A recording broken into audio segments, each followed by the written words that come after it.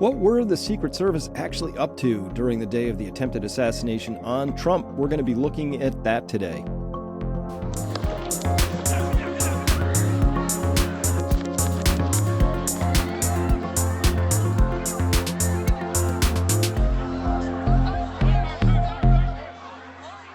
Hello, everyone. Dr. Chris Martenson of Peak Prosperity here, continuing with another episode of a citizen's investigation into the attempted assassination of Trump.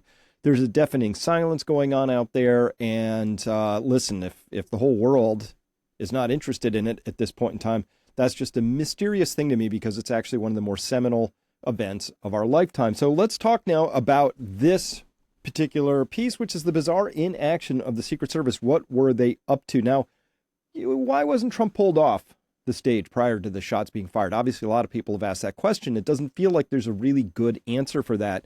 And as well, even before then, we have questions about this so-called Pac-Man security zone, right? Where they just they just carved out that one building that, just as we detailed in yesterday's episode, if you haven't seen it, it's about the mysterious behaviors of local law enforcement with a lot of open questions about why they left their posts, abandoned their posts. Did they, didn't they, who was involved? It's just a hot mess of conflicting stories. But now we're going to focus on the Secret Service and ask, well, this is a really weird sort of a security operation to run here.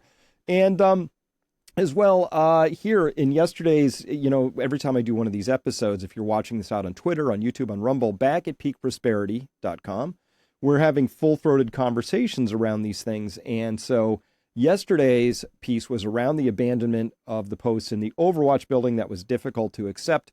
And here, leaving their first comment for this first time, we have Mike H. Saying here some really important stuff. Noting, he's an avid follower of the Peak Prosperity videos. Thanks, Mike.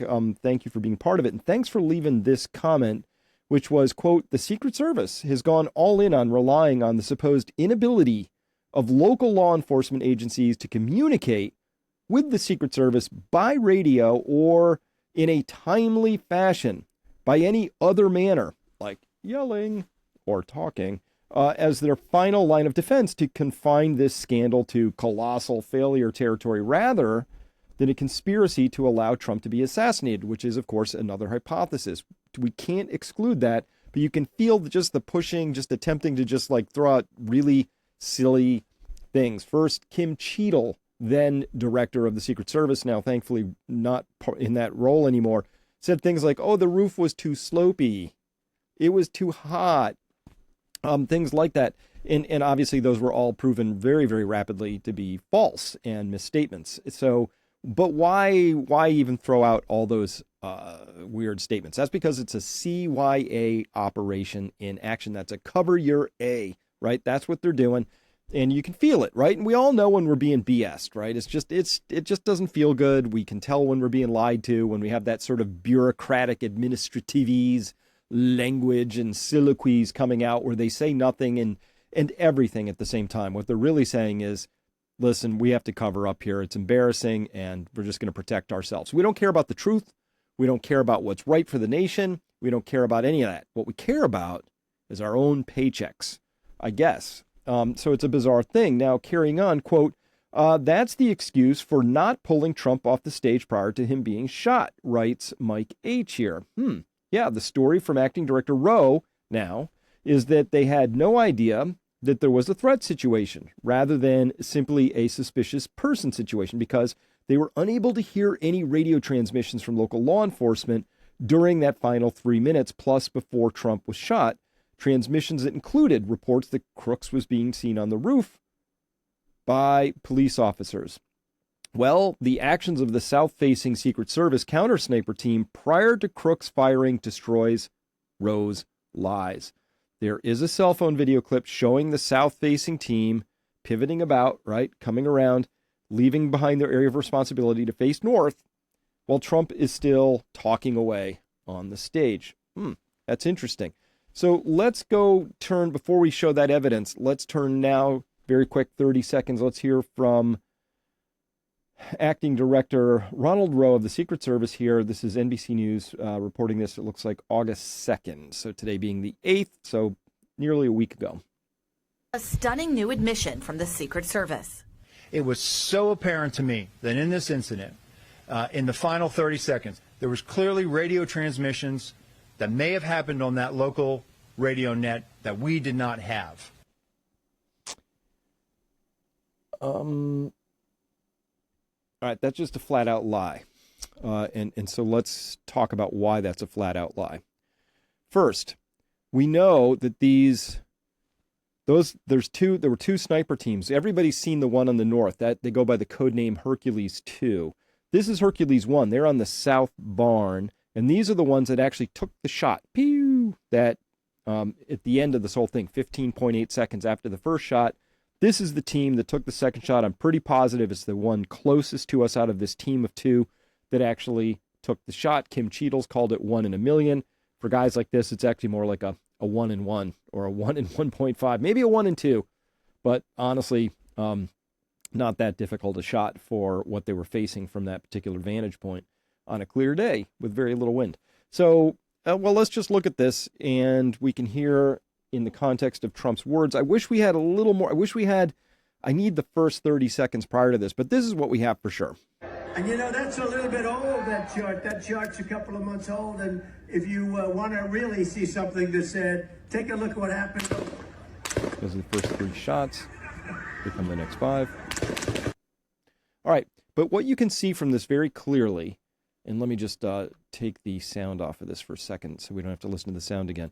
What we can see very clearly is they are already swiveled north. They are on their glass, meaning they are on their scopes, and they're looking north. So they obviously, these guys are onto a threat that's significant enough that they actually left their duty of operation, which was south, abandoned it, leaving Trump exposed to anybody to the south, picked their guns up, swiveled them all the way around, placed them back on ther tripods, glassing north before the first shot comes. So these guys knew. So the question becomes, well, why didn't the actual close-in detail know?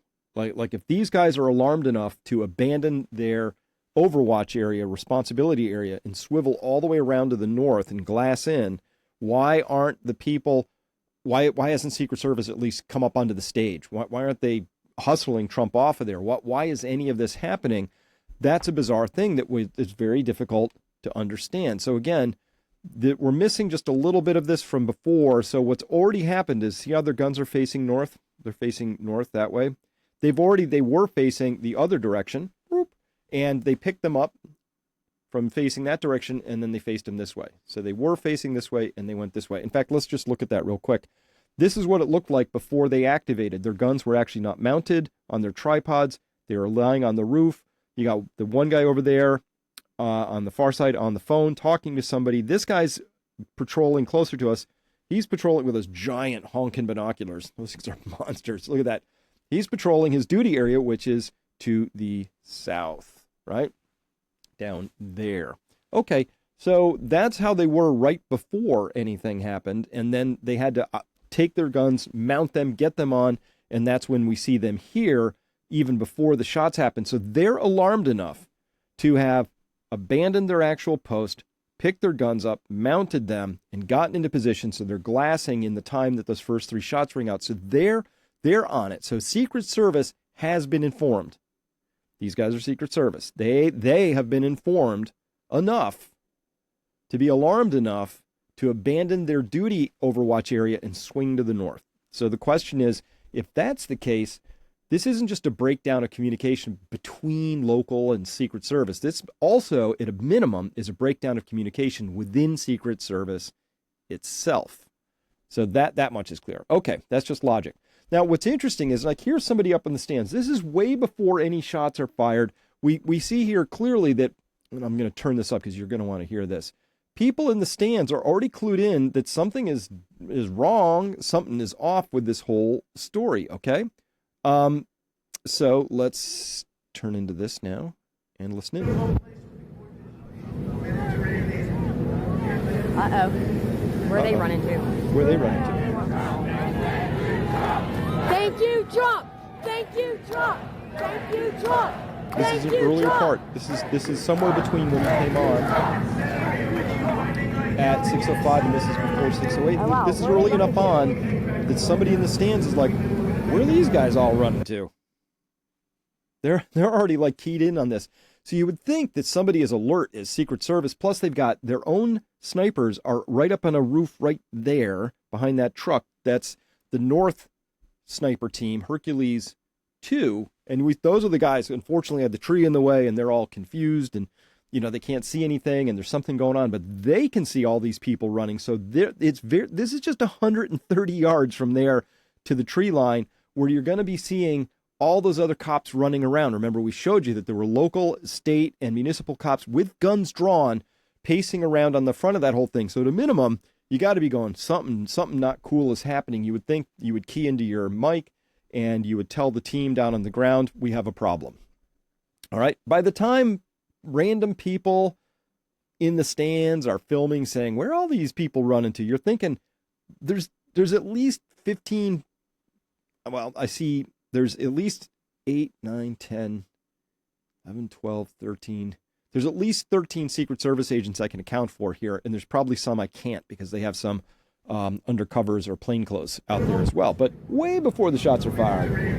Way before. Uh-oh. Where are they running to? Yep.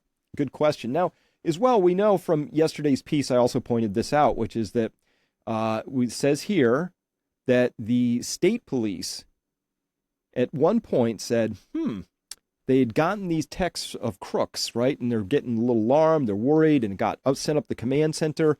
And at that point, quote, they sent a call and a text to state police, that's the 2 Overwatch sniper guys, like, hey, what about this crooks guy? They sent a call and a text to state police who, quote, verbally turned right around and gave it to the Secret Service. Oh, so it looks like there was a communication channel. Doesn't require interoperability of radios with mission, parameters or whatever, however you put that other stuff. And the warning was relayed 20 to 25 minutes before the shooting, according to Paris. So state police, Pennsylvania, are like, here you go. we gave it to you, Secret Service, but it implies that somewhere there was a state police person and a Secret Service person verbally in communication right there. So we don't need radios anymore. So this whole idea like, oh, we just had interoperability problems. What, you both don't speak English? The airwaves only work for the state police that day? Something is very wrong with the story. And of course, we're being lied to. And it just sucks. But as well, remember, I pointed this out in an episode a while ago that the magician, that's Justice Coyote there on Twitter, said, hey, from the Dave Stewart film, you can see this thing. This is it earlier before anything is going on. You can see the quick reaction force from the locals there. Those guys are all kitted up in the camo down there. Let me get my little laser pointery thing. These guys, they are standing right below the roof here where this is sniper team, the North sniper team here. This is Hercules 2, and then Hercules 1 would be back here. You'd think if these guys are getting chatter on the radio, they could just yell up, hey, guys, hey, whoa, you guys hearing this? This is not good. We got a guy on the roof with a rifle, right? This would be a good thing. So remember, though, this is earlier. This is a couple weeks ago when Senator Josh Hawley asked this. Include this in the perimeter, has not been relieved of duty. What about the person who's in charge of the interoperability of radio frequencies between local law enforcement and Secret Service? Has that person been relieved of duty? No, Senator, because interoperability is a challenge, is a greater challenge than just one person. On that day, we had a counterpart system. It failed. We had a counterpart system. It failed. I'm pretty sure these people standing all down, there's a way for these people to communicate. Trust me. It's not, you're right. It's not just one person with radios. That would have been cool if you all were linked up on some comm radio channels, I guess. I get that. But there would be another way, obviously, to communicate these things. At a minimum, these guys could shout up to these guys, and then maybe somebody could shout over to the Secret Service, who are supposed to be getting Trump, the protectee, off the stage when threats are detected, right? Happens all the time. Threats detected, take somebody off the stage, figure out if the threat's real or not. If the threat is real, it's been neutralized. You're pretty sure there isn't a second threat. Okay. You keep moving, put the protectee back on the stage, and they keep going. All right. Now, remember, I just love this piece that Milk Bar TV put together because it really exposes some things for us. Remember, as well, I'm going to combine a couple elements now. The top part where you see the 608 and 20 seconds, right? That's actually from Ron Johnson. Senator Ron Johnson released a timeline. And it turns out that at 6:08 and 20 seconds, a local law enforcement officer reports over their radio that there is someone on the roof of the AGR building. We know from the FBI abate gentleman that at 6:06, it was detected that crooks had gotten on the roof, but later, because they went to some nearby shop or store or some sort of retail establishment. They pulled their security tapes. They looked at them carefully and said, oh, you can see him climbing on the roof. Now, this is a little clambering on the roof. They said, little weird because I can't find an angle that would comport with that. But we can talk about that in just a second. So at any rate, when you're watching this, realize that at 6:08, we already have local law enforcement on the other side going, hey, there's a guy on the roof. And at 6:08:32, they report that he's on the roof wearing white shorts. So there's radio chatter.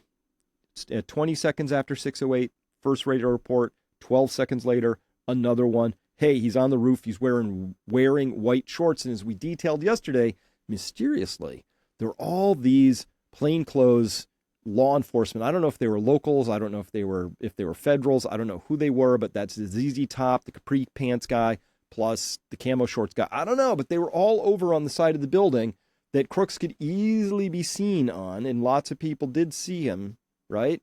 And they didn't do anything, and we have questions about that. But even here, we're on the Secret Service for a moment. So there's clearly radio chatter happening here, and it's coming across. Now, I haven't heard that this radio chatter would not have reached the other local law enforcement who were down because they were embedded all around the Trump rally, right? As we just saw, a whole bunch of them are standing down here below the big red barns. We know that they were scattered throughout the audience potentially in plainclothes fashion. We know they were on the south end. We know that they were all around, and they had these radios. So I haven't heard yet that there were multiple different radios and that somehow there was a breakdown of radio communication within the local law enforcement. Always possible, but getting more and more skeptical as time goes on. So he's a valiant fighter. He's a great gentleman. So we're going to bring him up for can we bring him up for a couple of minutes later? All right, you get ready. So at 6:08, we got crooks on the roof. We got people already saying, and this is at 50 seconds, so it's already, and look at this, 9 minutes, whole minutes are peeling off, right? Here we are, a whole minute and a half later, and there's people going, dude. Yeah, he's laying down. You see what I'm seeing? There's a guy on the roof right there. He's right what's happening there. And to make sure we take back the White House, because if we do, we're going to make America better than just ever mysterious, before. the whole thing. So what is Secret Service doing while all these people in the stands are filming something's going on? Here they're seeing something's going on. Was there a Secret Service person who was embedded in this compound up here? Were they in the building underneath where Crooks was? I get it. That would be super embarrassing if that's how that turned out. I get that. Now, when you look at it all strung together, it's a very odd thing. Now, somehow, none of these 8 here were alerted to the danger. So there's at least 8 there. When I said I could count up to 13, I'd probably go higher. But these were the Secret Service who are the close-in protection detail. They are all around the stage. None of them somehow were alerted, even though we can see they all have earpieces. Nobody got the wind that there was a serious problem until after 8 shots had been fired. Well, the first 3 at least, then some started to come up on stage. Now, so the questions we have, of course, is, well, why weren't Secret Service communications recorded that day? Who decided to exclude all those AGR buildings from the Pac-Man security zone? Like, who made that decision? We deserve to know, right? Were there really no Secret Service agents in the AGR building before or during the shooting? Or if there was, then why weren't they hearing the chatter over the radios from the local law enforcement and communicating that across their radio channels? Interesting question. Who decided to place both those sniper teams for the Secret Service right on top of each other, where both had blocked lines of sight to parts of the AGR complex, right? You know, the North peep totally blocked side. They couldn't see where Crooks was at all.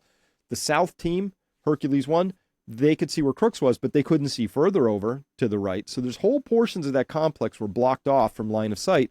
That's kind of a no-no when you're setting up your sniper nest.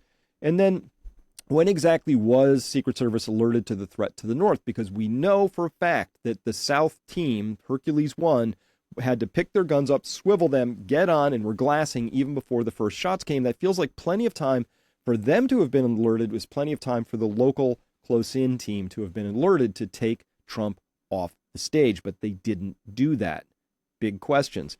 And then how is it possible for so many untrained people to be aware of something going on, but Secret Service was apparently completely in the dark? It just doesn't make any sense. A lot of questions. I hope these get resolved. You can feel the CYA going on. So at any rate, that's what I have to say about the Secret Service for now. Obviously, it's very bizarre. And as well, I had one other thing that was super bizarre, which was at the time, watching them stand him up, Trump up, and then have him walk down the stairs didn't make any sense at the time. Because how could they have known there wasn't more than one shooter or one threat? You can hear somewhere in one of the radio chatters, I heard it like threat is down or something like that, shooter down. So like, oh, good, let's just stand him up. And then you get that iconic photo of Trump with his fist up and the flags and everything. It just doesn't make sense to me because they can't possibly have known that there was only one threat. And you don't stand somebody up, your protectee. You roll them off the back, the stage. You just roll them off and you clunk them down. And now you only have to worry about that maybe the second shooter is in that small stand of people instead of standing them up and you have to worry about everybody in the entire horizon going out hundreds of yards. Roll them off the back, hunch him, crouch him over, and now you only have to worry about a few people, a very, very contained threat, sneak them around the side, throw them in the armored car, and off you go. I didn't understand why they stood him up. That didn't make sense. Now, what's interesting in all this is these are the kinds of questions that make a thinking person go, maybe I don't quite know what's going on here. Something doesn't smell right. I know it's not right. I know the story I have is BS. I just don't know why yet. And so what we do, and people have asked me, what do we do back at Peak Prosperity? And because we chew on these things all the time. So let me just give you a quick peek behind the curtain, what's going on over there. This is our front page. Yesterday, I put out a big, long, another 45-minute piece beyond anything else I put out that if you're out here in what we call public view, you wouldn't have seen it. And it's called Believe Them the First Time, and this is how the world works. It's a point of view. Went up about 6 o'clock last night. You can see it's had, hearts and comments and all of that. And the comments are really important. Oh, by the way, we're going to have our summit coming up this year in New Hampshire. If you are a truth warrior, if you just don't like the BS, if you want to be around other people who really understand the world the way you do, think this way, talk this way, you just can't miss. You're going to want to see that. So here's what I did in that piece, just to give you a flavor of how I roll. I love this quote by Maya Angelou. When someone shows you who they are, believe them the first time. Now, this works in politics. It works in personal relationships. It works in business. It's just so much easier, instead of struggling with, gosh, maybe next time that person will be different than they were. When someone shows you who they are, just believe them the first time, right? And so there's a lot of weird notes going on out there in the world. Like this one caught me last year a lot, right? John Kerry, 6 houses, flying around in a private jet, lecturing everybody on climate change. It's just kind of an odd hypocrisy moment. But leaving that aside, he said this, and I couldn't believe he actually said this at the World Economic Forum. He said, farmers must stop growing food to meet net zero goals for emissions. That can't be right. And that's John with a friend of his right there. Okay, so sure enough, it says here, Democratic President Joe Biden's climate czar, John Kerry, is calling for farmers to stop growing food in order to meet the administration's radical net zero goals for lowering emissions. That can't be right. It just can't be. But look at this. Here's a direct quote. He told the audience that, quote, we can't get to net zero. We won't get this job done unless agriculture is front and center as part of the solution. Kerry warned attendees that his and other world leaders' lives depend on farmers ceasing their operations.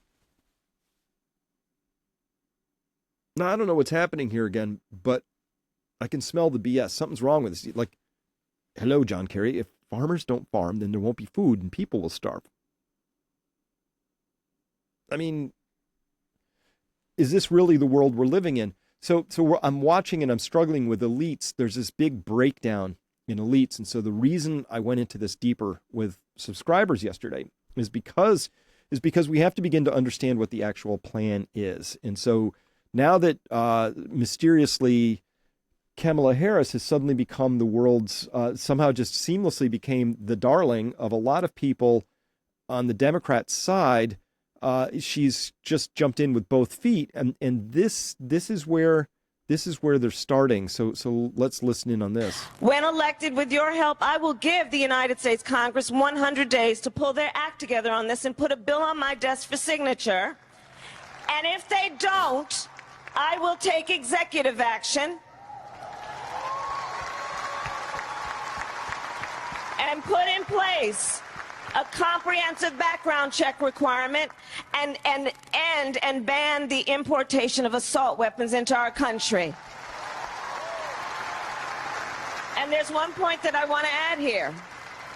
The criticism from some of my friends on the debate stage has been, well, then what happens when a Republican comes in office? Well, you know what my response is to that? We'll deal with that in 8 years.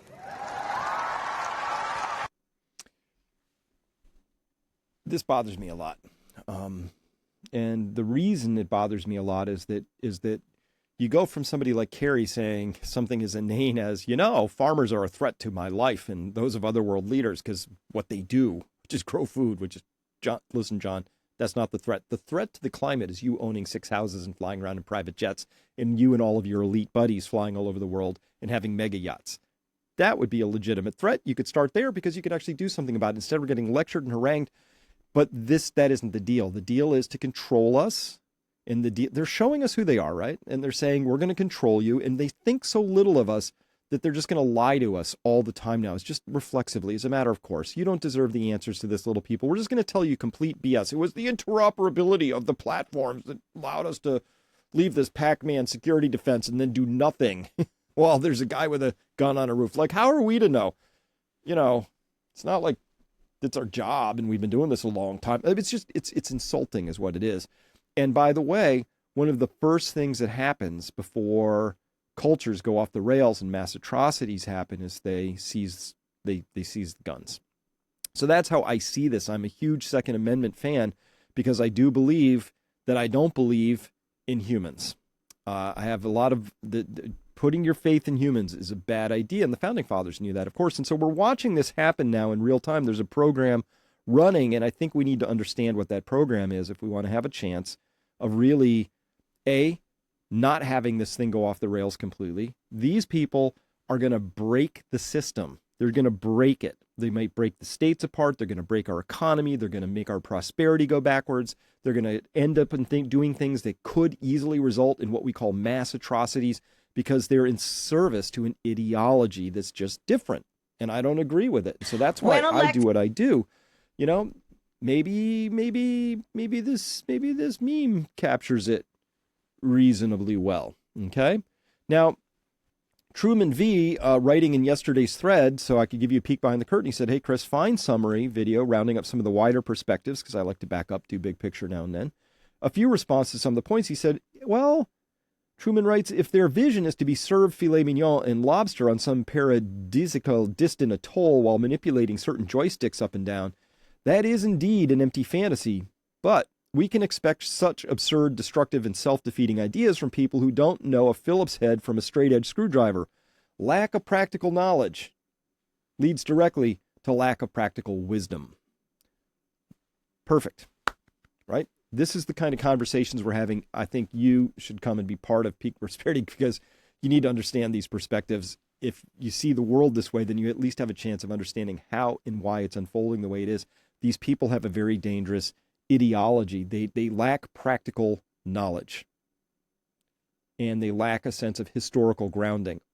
And we're headed in a very dangerous direction as a country. And that's why I am doing what I can to hopefully expose a chink in the armor through the Trump assassination, because it clearly shows the underbelly of something that is deeply, deeply rotten. And this idea, I'm really worried that we're being taken over by people who lack practical knowledge.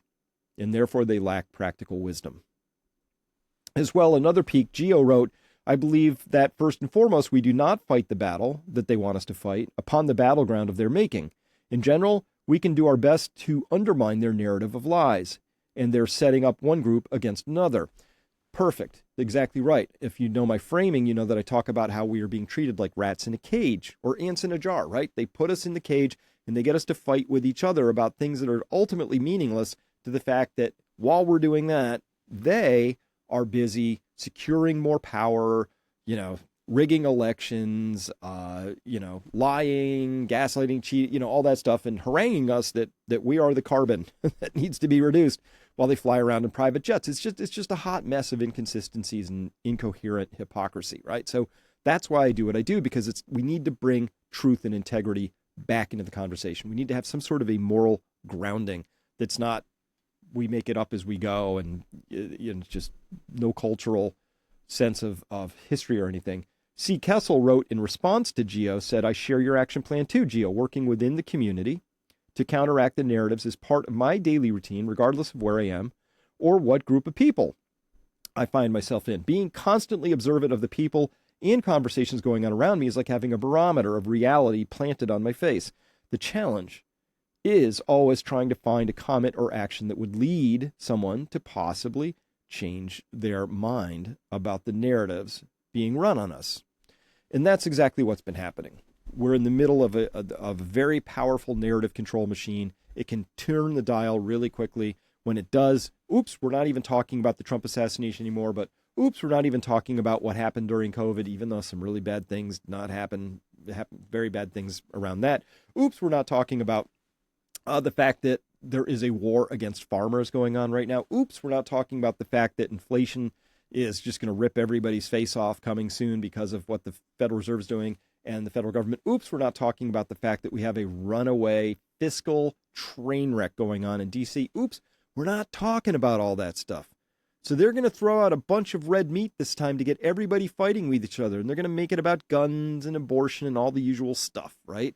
Meanwhile, the real things are happening behind the scenes, and the way we get to that is by adhering rigorously to what we know to be true, the data, to the truth, as much as we possibly can. And that's why I do what I do. So I invite you, if you want to be part of a group of people who are resisting the BS in our own ways, and we're not going to be rats in a cage, and we're not going to be anybody's patsy, and we're not going to be anybody's gentle sheep going into the good night, then come by Peak Prosperity, check us out.